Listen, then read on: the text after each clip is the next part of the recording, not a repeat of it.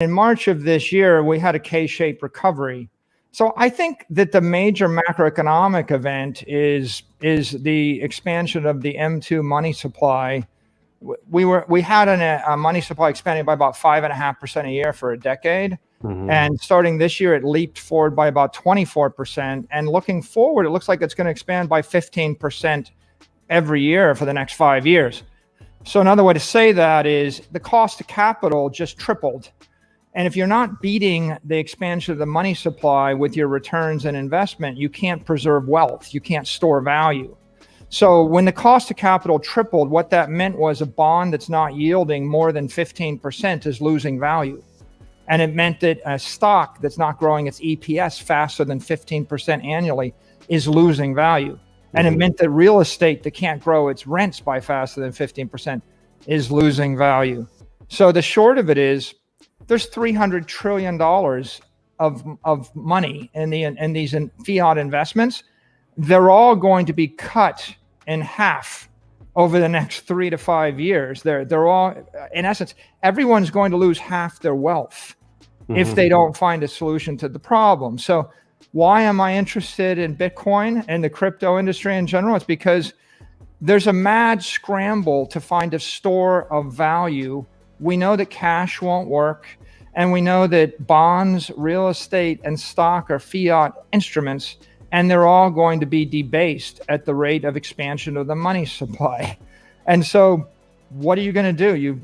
You search through gold, you consider silver, you consider commodities, you consider buying a portfolio of rare art, and eventually you settle upon the idea of perfectly engineered digital gold, something that is superior to gold in all respects, none of the liabilities of gold, all of the good attributes of gold, and that's 21 million gold coins called Bitcoin sitting in cyberspace, right? And so once you found that, you think, well, this is the ultimate safe haven asset and store of value for every investor on Earth. And by the way, it's the solution to 7.8 billion people's problem on Earth, because everybody on the planet has a currency that's collapsing.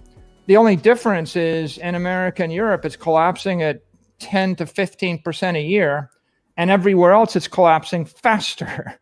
So how can you not get enthusiastic about that? I think that March of this year was the inflection point. If you had asked me what did I think about Bitcoin and what our treasury invested in Bitcoin in February, I would have said, what is Bitcoin? Or I think I read about it, but I'm not paying attention to it.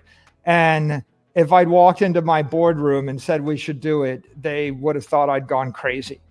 And by the way, I didn't know about it. I wouldn't have done it. I wouldn't have been allowed to do it. And I wouldn't have had a good reason to do it. And then I think in March, we kind of got hit in the head with a 2x4. It was a wake-up call. And again, the rate of asset inflation tripled or quadrupled or quintupled. And so you could, all of a sudden, the entire industry shifted. Every rational investor in the world today knows inflation is coming. They know there's a problem. So starting in April, people had a problem. It was 3 times as intense as it was in February. All the media started covering it, and all of the other solutions to the problem started to look like they're not working again. So if you think about how fast institutions move, you know, it takes, if you're wicked fast, in 3 months you're working on it, in 6 months you've done something, and otherwise it's quarter by quarter by quarter. And so I think you know, we did it. You saw Square do it, and there's been a parade of 100 institutional positive milestones that happened since March, and each one of those is building a tapestry of momentum, and it's making it easier for the next company.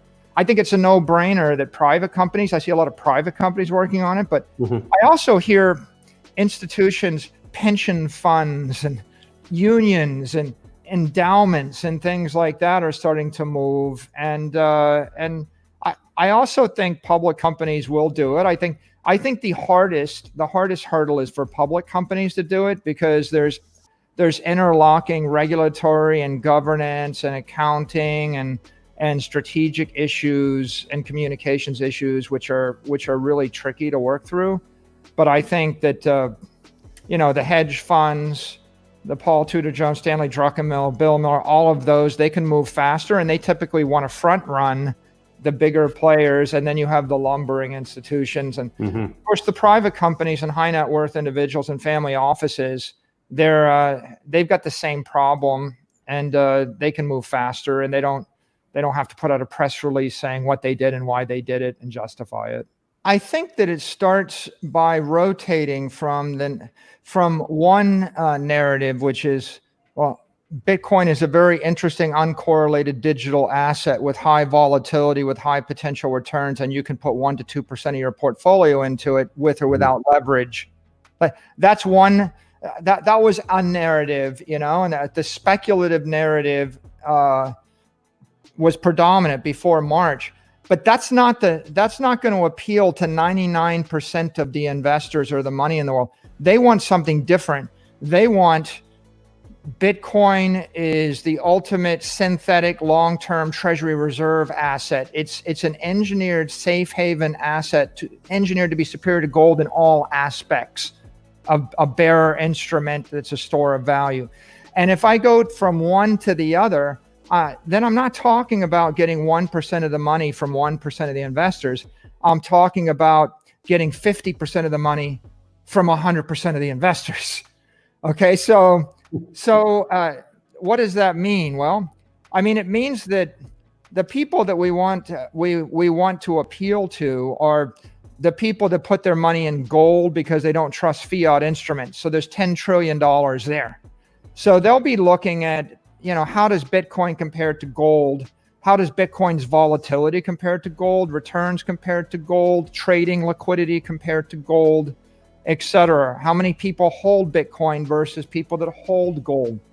I think the second big, by the way, and that's $10 trillion, right? So that gets you a factor of 20 to 50 there. The second bucket is people with bonds. $17 trillion of negative yielding debt, $100 trillion of 0 to 3% yielding debt. Why are you putting money in bonds, sovereign wealth? It's a safe haven. So people's reaction is the market gets scary, they run to a safe haven.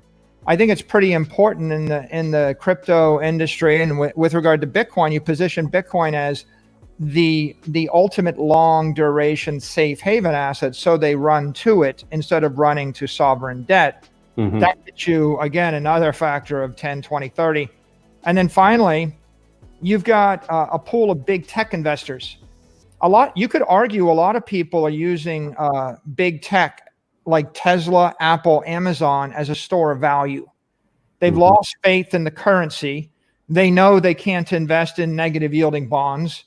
They're not quite sure about gold. I mean, gold is defective. It's an antiquated store of value. It was the best store of value for 5,000 years until we invented the computer, ZZ, right? Like, it's like the Canon camera was the best way to take photos, and we put photos in shoeboxes in our attic until we invented the iPhone.